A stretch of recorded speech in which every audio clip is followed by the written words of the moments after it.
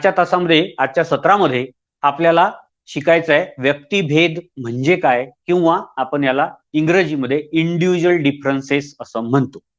व्यक्तिभेदचा अर्थ असा आहे, व्यक्तिभेद किंवा व्यक्तिगत भेद असं सुद्धा याला म्हटलं जातं. व्यक्तिभेद म्हणजे एकापेक्षा दोन व्यक्ती जर घेतल्या तर दोनही एकमेकांसारख्या कधीच असत नाही. निसर्गाचा एक नियम आहे, तर निसर्ग ज्या ज्या वस्तू तयार करतो, ज्या ज्या बाबी तयार करतो, त्या सर्व एकांपेक्षा वेगळ्या असतात. मागच्याही तासामध्ये तुम्हाला मी सांगताना असं सांगितलं का सूक्ष्माती सूक्ष्म कण आपण जर घेतला या सृष्टीतलातील, तर तो एकमेकांसारखा असत नाही. किंबहुना एका आईचे दोन अपत्य हे सुद्धा सारखे असत नाही.